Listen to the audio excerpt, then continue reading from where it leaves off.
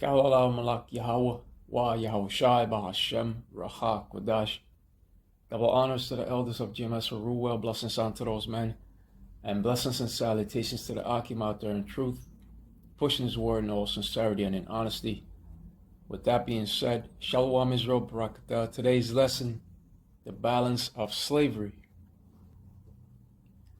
And when it comes to the scriptures, everything that the nations have done unto the true sons and daughters of Israel shall come back upon the enemies of true Israel in perfect balance. And here upon this earth, many people have said, two wrongs don't make a right. But we are here to tell you that when it comes to the ways of the Lord, Yahweh, Wa Yahushai, it is a righteous thing with the Most High to recompense tribulation to them that trouble you. He that leadeth into captivity shall go into captivity. That is the perfect balance of the Lord, Yahweh Wa Yahushai. You reap what you sow.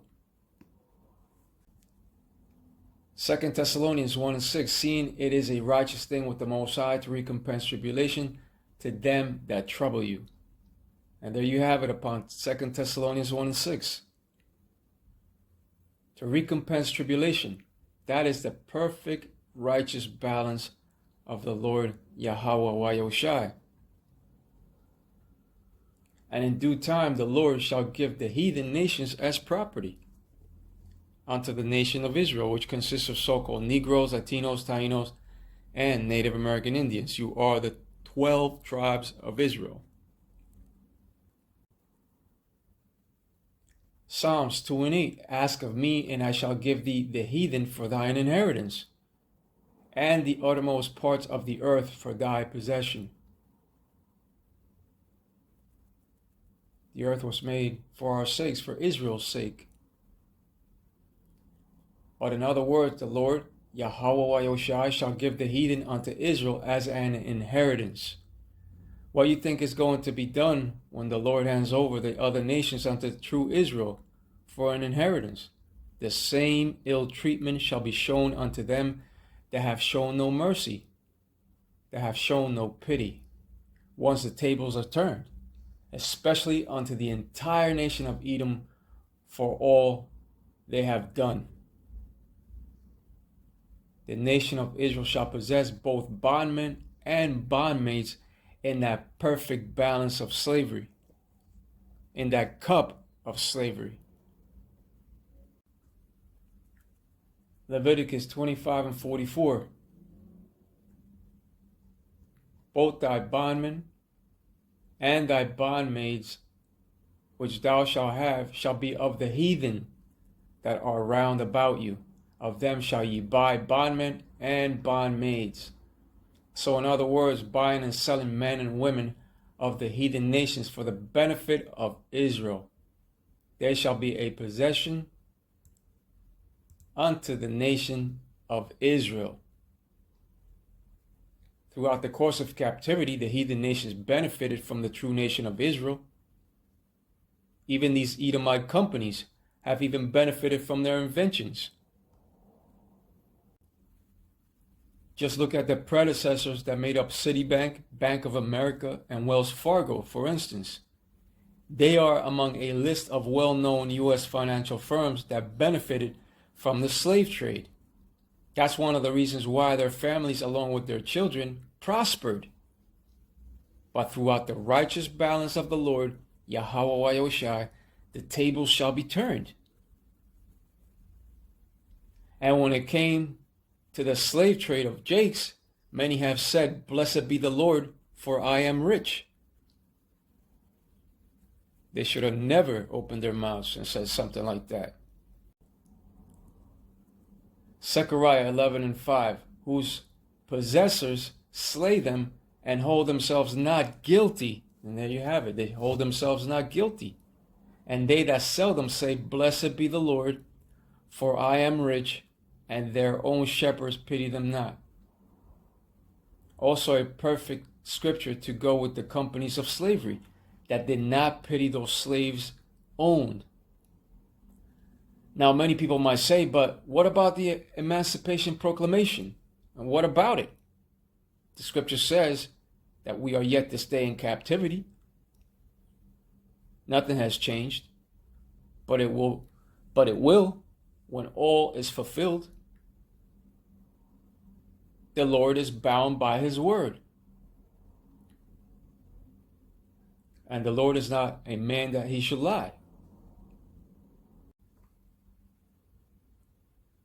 When it comes to the Emancipation Proclamation, President Abraham Lincoln issued it on January 1st of 1863 as the nation approached its third year of a bloody civil war. And the proclamation declared that all persons held as slaves within the rebellious states are and henceforward shall be free. They were never freed.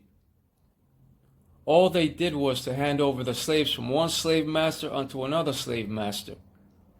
What they did was they took the slaves from the southern states and handed them over to the northern states of DC.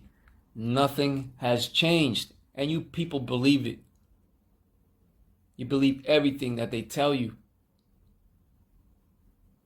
They never set the so-called Negroes free, because if they did, they would have returned them to their original native land of Israel. And what does the scripture of Isaiah 14:2 say? And the people shall take them and bring them to their place, and the house of Israel shall possess them in the land of the Lord for servants and handmaids, and they shall take them captives, whose captives they were, and they shall rule over their oppressors. You see? Right. They shall rule over their oppressors. That scripture of Isaiah 14:2 proves that we are yet this day in captivity, because Israelites are not as of yet ruling over their oppressors. And that scripture of Isaiah 14:2 is also a near future prophecy that shall take place. We are in captivity. That's why you have Jakes to this day picking cotton in state prisons. It's all been masked under their modern day laws. The time approaches when all they that have been devoured out of the nation of Israel, all those that have devoured the nation of Israel shall be devoured. With that being said, let's go over to Jeremiah 30 and verse 16. And here we have that scripture of Jeremiah 30 and 16.